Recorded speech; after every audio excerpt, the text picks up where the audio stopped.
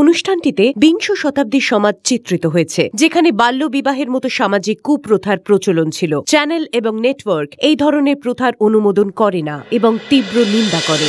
বাবা, মায়ের পূজার জন্য এই নিরীহ দুটো প্রাণী বলি দিতে দেবেন না।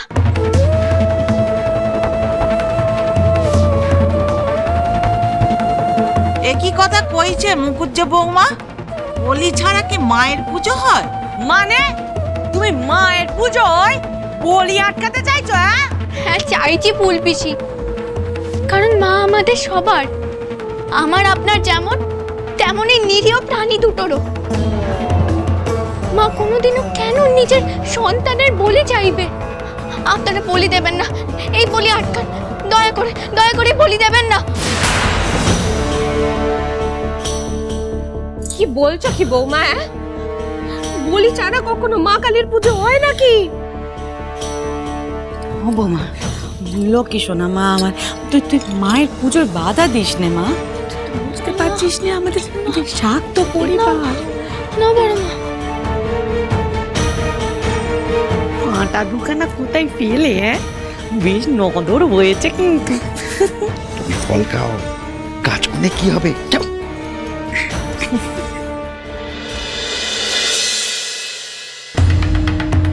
চাঁদু, খেন্তি বুড়ি ওই পাটাগুলোর খোঁজ না পেয়ে আবার এখানে এসে উঠবে না তো?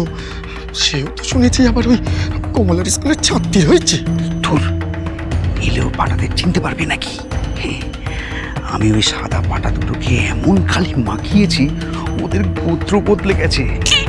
আমি তো ইচ্ছে করে ক্ষেত দিয়ে পাটা চুরি করেছি, যাতে ওই পাটার শোকে বুড়ি সজ্জা নেয় আর কমলার স্কুল সরলাবালা বালিকা বিদ্যালয়ে গিয়ে যেন ও আর কোন রকম পড়াশোনা না করতে পারে।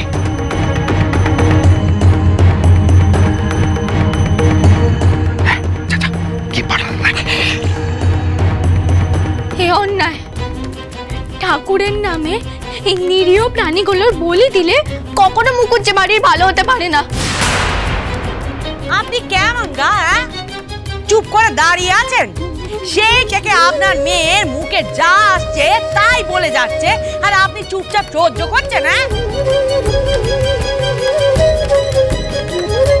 কমলা এদিকে শান্ত হও মা, শান্ত হও। মায়ের পুজোর নিয়ম কানুন বলার তুমি কেউ নও। বাবা, তুমিও বলে দিতে বলছো? জসমিন কান্ট্রিতে যদাচার, আমি তো মাটিতে বসে ইট করতেও বারণ করেছিলাম। দিদির মনে হয় মনে ভয় ঢুকেছে মা। দিদি বুঝতে পেরে গেছে এই বলি আপনি ওর জন্যই দিচ্ছেন। ও যাই বলুক বৌমা, বলি আজ কেউ আটকাতে পারবে না। বলি আজ হবে। জয় মা। এই মেয়ে কি বলে কি? আরে বলি ছাড়া মায়ের পুজো হয় নাকি? যারা কুইনের পুজো করে তারা মায়ের পুজোর মাহাত্ম্য বুঝবে কি করে? আরে বলি না দিলে খুদ থেকে যাবে না? এই তোর বৌদিদি হঠাৎ করে কি হলো বলতো? এরকম পাঠা বলে দিতে না করছে কেন?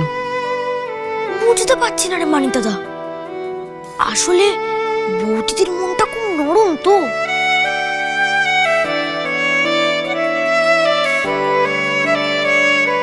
বউ ছাড়ো না, শুধু শুধু বকা খাচ্ছ।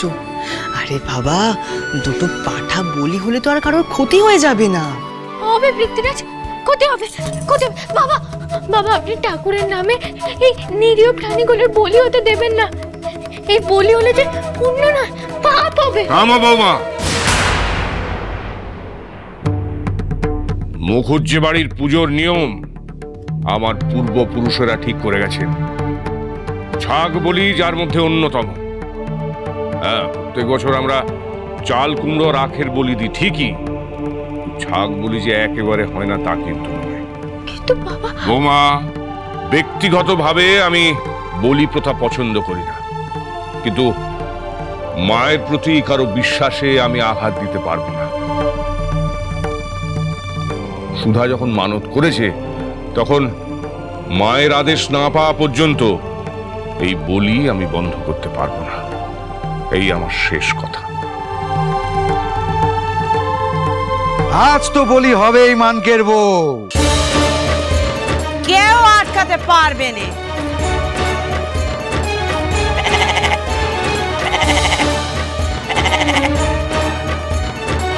কি হলো? মায়ের ভোগটা নিয়ে এসো। গিন্নি, এই তো। দাও দাও দাও।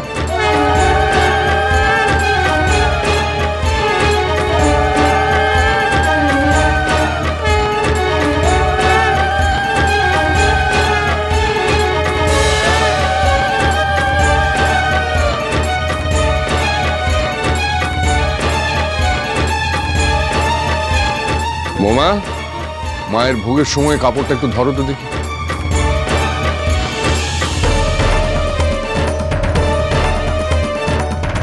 এবার চলো সবাই এখান থেকে।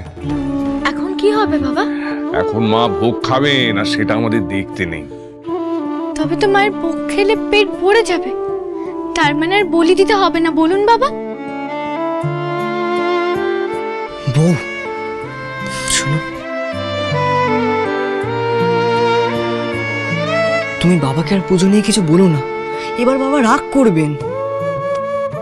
দেখেছো দাদা, দেখেছো এই মেয়ে কেমন ঠ্যাঁটা? পই পই করে কান বাজিয়ে বলে দেওয়া হলো, তাও কিরম ঘুমো ধরে বসে আছে।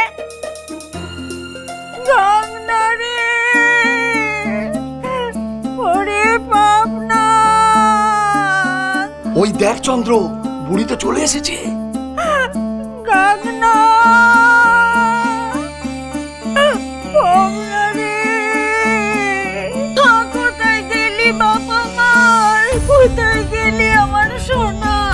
কি হয়েছে খেন্তি দিদা? কি হয়েছে খেন্তি খুড়ি? আমার ছেলে দুটো হারিয়ে গেছে বাপ।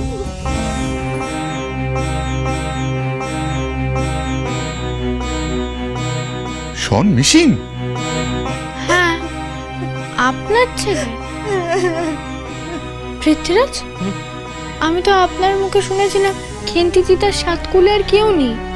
ঠিকই শুনেছিল বউ, তবে এই ছেলে মানুষ নয়। মানুষ নয় তবে? পাঠা।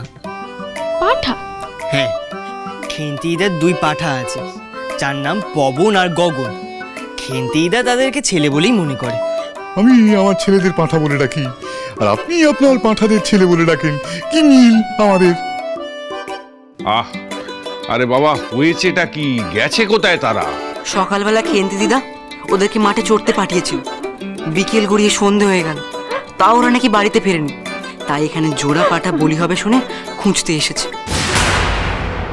ইয়ে মানে আপনার আছে 2 পাঁঠাজ, আমার আছে 4। চলুন আমরা খুঁজে দেখি কে বেটার চোর। কিন্তু বলি দেওয়ার জন্য তো পাঠা দুটো পিসে মশাই এনেছেন। আরে সেখানেই তো চল, আমার বাপের ওপর কোনো ভরসা নেই। 1 পয়সা বাতাসে কিনে খাবার মুরত নাই, যা সে কোথা থেকে 1 জোড়া পাঠা আনবে? জামাই, এসব আমি কি শুনছি? মায়ের মানতে তুমি নাকি পাঁঠা চুরি করে এনেছো? কখনো না, নগদ 1 টাকা দিয়ে জোড়া পাটা হাট থেকে কিনে এনেছি। হ্যাঁ হ্যাঁ, আমরাও সাথে গেছিলাম। আর চন্দ্র সবকিছু দেখে শুনেই পাঠা দুটোকে কিনেছে। খেন্তি দিদা, তুমি একবার দেখো তো। আমি বলছি, আমি পাটা দুটো কিনে এনেছি। হ্যাঁ পিসে মশাই, একবার খেন্তি দেখে দেখতে দাওই না। খেন্তি দিদা, তুমি দেখো তো তুমি পাঠা দুটোকে চিনতে পারছো কিনা, মানে ওরা তোমার ছেলে কিনা দেখো তো। গলা শুনে তো আমার পপনা কাগনার মতোই লাগছে। ও পপনা,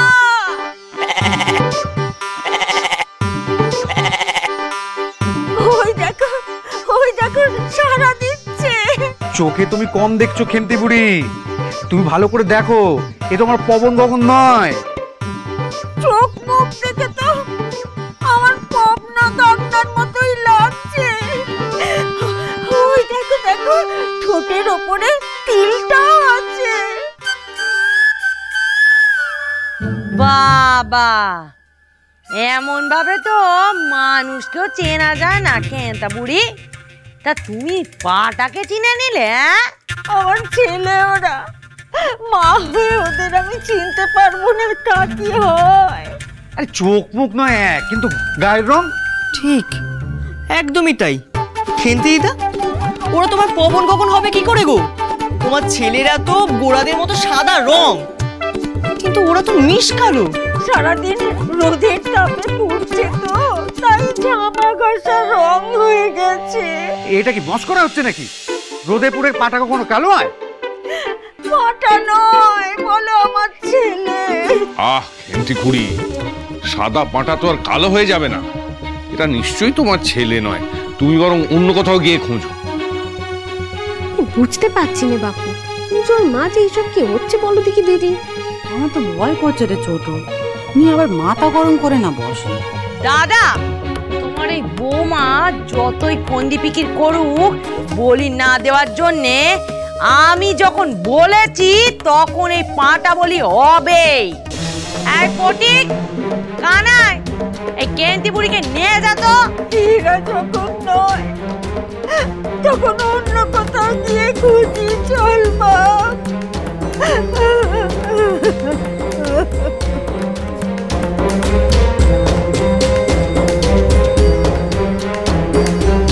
দেখো, আর চেঁচেমেচি করো না তোমরা।